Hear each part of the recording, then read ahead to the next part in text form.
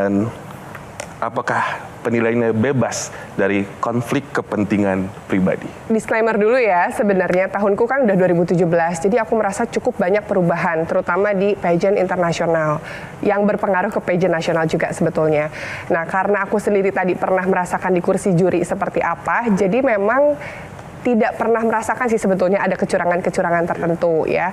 Tapi aku paham bahwa memang kadang ada beberapa dukungan-dukungan yang tidak directly to the ya kelicikan ya, kecurangan gitu enggak sih sebetulnya. Kayak contohnya di tahunku Miss International saat aku kompetisi, di tahun itu ada Ibu Dewi Soekarno jadi juri. Jadi secara nggak langsung sepertinya dia bisa menginfluence juri lain untuk lebih notice sama Indonesia. Menurutku sih seperti itu ya. Jadi bukan kecurangan-kecurangan yang ke arah negatif, tapi lebih kayak ke bagaimana juri itu bisa memberikan bertukar pikiran satu sama lain sih. Karena aku pernah merasakan jadi oh ya emang kayaknya nggak ada deh kecurangan-kecurangan tuh, karena bener tadi ya ketika kita udah lihat finalis semua dijejerin, oh ya juri tuh udah tahu aja kayak oh she's the one, she's the winner gitu, udah tampak jelas sebenarnya. Tapi coba seperti apa? Sebenarnya aku nggak punya banyak pengalaman di penjurian kayak Teh Kevin, tapi sebagai yang baru menang ya hitungannya di tahun lalu, sebenarnya aku terima kasih. Maksudnya fresh from the oven gitu. Jadi di tahun lalu aku sempat merasakan a lot of bash dari netizen terutama karena apa ya, mungkin waktu itu tuh dewan jurinya benar ada salah satu dari Jawa Barat, which is Pak Ridwan Kamil. Dan pada saat Putri Indonesia, ini di nasional dulu ya, waktu di nasional tuh tahun sebelumku yang menang juga Jawa Barat. And there is no apa ya, nggak ada sejarahnya di national pageant ini akan ada namanya back to back dari provinsi yang sama. Dan ketika Jawa Barat menang lagi di tahunku, waktu itu aku menang lagi, everyone thinks, oh maybe it's because ada Bapak Ridwan Kamil, ada si ini, ada itu di Dewan Juri. So they think itu merupakan kecurangan. Padahal the truth is, I don't really know gitu, kayak aku pun gak mengenal secara pribadi dengan Bapak Ridwan Kamil pada saat itu. Dan aku juga nggak mengenal seluruh dewan juri in personal. So, ya menurut aku mungkin sebagai orang yang ada di atas panggung pada saat itu, ya aku cuman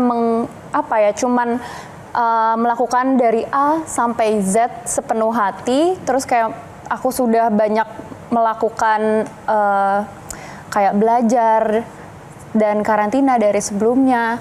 Jadi cuman doing my best in that day aja. So I don't know about the transparency or no, tapi aku nggak pernah merasakan hal tersebut. Even ketika aku jadi juri di ajang internasional, cause I'm the winner, jadi aku juga jadi dewan juri, aku nggak ada sama sekali kayak dengar obrolan dari dewan-dewan juri lainnya kayak, kayaknya kita harus menangin ini deh, kayak soalnya dia keluarga siapa atau apa, ABCD, impersonally gitu. Jadi mereka lebih ke kayak, wow, her vibes, her aura in the stage, she's on point from head to toe, and then bagaimana cara dia menjawab Q&A itu benar-benar on point juga, lugas, jelas. Jadi kayak kita emang udah punya insting masing-masing gitu, kayak oh maybe she's the one gitu sih, lebih ke transparansi, lebih ke situ sih, nggak pernah merasakan juga gitu. Kak Monica?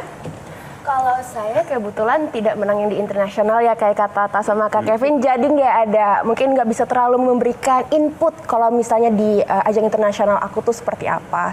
But what I can say kalau Miss Indonesia di national competition aku itu we're very transparent.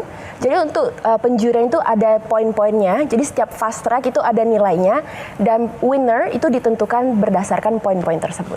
So pretty transparent.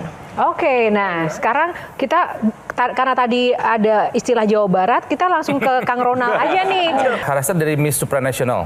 Iya. Ya, kalau Teh Kevin dari mana? Miss International. Miss International. Kalau Miss World. Miss World. Wah, kan banyak tuh ya. Saya jadi penasaran begini. Begitu banyak lomba Miss gitu kan. Artinya kan ada nilai sesuatu yang besar di sana. Ya. Pertanyaannya adalah sebetulnya siapa yang paling diuntungkan dengan adanya lomba Miss-Missan ini, Miss Beauty Pageant ini? Pesertanya kah? Penyelenggaranya kah? Sponsor kah? Atau industri hiburannya? Bisa dibilang simbiosis mutualisme antara pemenang dan penyelenggara. Karena kalau pemenangnya itu berasal dari negara yang bukan favorit di bidang pageant, biasanya organisasinya juga agak bisa dibilang mohon maaf anyep ya gitu, ya redup. Tapi kalau misalnya yang menangnya itu dari negara-negara favorit pageant, biasanya organisasinya itu naik banget sih. Kayak waktu di Indonesia, pemenang pertama dari Indonesia di ajang internasional itu ajangnya langsung naik banget, hits banget di Indonesia.